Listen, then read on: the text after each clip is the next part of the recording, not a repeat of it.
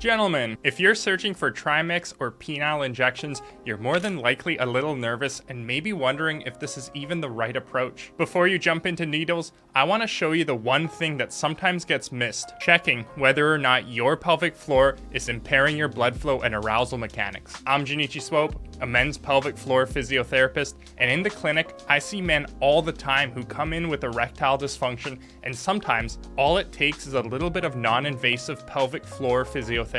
Keep in mind that none of this information in the video is medical advice. This video is for educational purposes only, and always seek the help of a medical professional as it pertains to your health. So for treating erectile dysfunction, it entirely depends why you have erectile dysfunction in the first place. If you have a severe neurogenic or post-prostatectomy type of erectile dysfunction, maybe intracavernosal injections are the right approach. I've reviewed the information on the different kinds of erectile dysfunction in a previous video, so if you want more in-depth information on this, go ahead and check out this video I've made in my channel. Injections are often a second-line support after PDE5 inhibitors and vacuum devices. Some men that I see in the clinic report using intercavernosal injections and often report that their penis is either numb or cold. Again, this is a second-line treatment for erectile dysfunction, and if you haven't tried pelvic floor physiotherapy, you might want to listen up. Think of your erection like filling a garden hose of water. The blood flow via the arteries is the water going into the hose. The penis is the end of the hose where water is flowing outwards. In episodes of high pelvic floor muscle tone, a kink or a partial clamp near the base that narrows the hose, leading to less outflow of water out of the hose. Trimix, Caverject, alprostadil, penile injections, intercavernosal injections, these are all treatments intended to improve your erections. Think of them like turning on a pressure boost or adding a strong pump effect so that the hose still fills even though the kink is there. But if you never address the kink, you're relying on the boost. For a lot of guys with high pelvic floor tone, the real win is to learn how to unkink the hose, reducing the clamp, so blood flow can flow in easily on its own.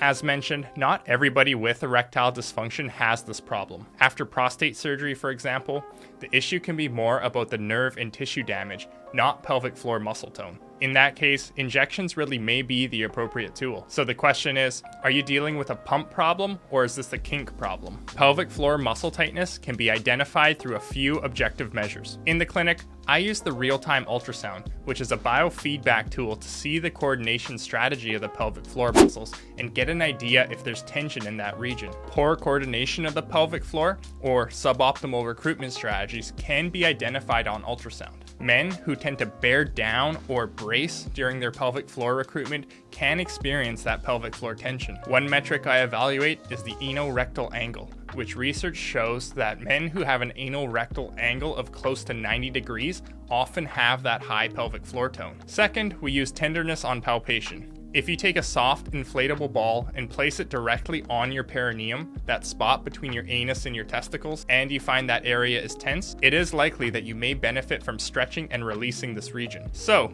here are 3 quick tips for improving your pelvic floor tension. Step number 1, stop compressing the pelvic floor all day long. If you sit for 6 to 8 hours a day, your pelvic floor is literally being pressed like a sponge. I recommend switching positions every 30 to 45 minutes, and if you're sitting, try not to clench or bear down in this region. Step number 2, bracing strategies and straining.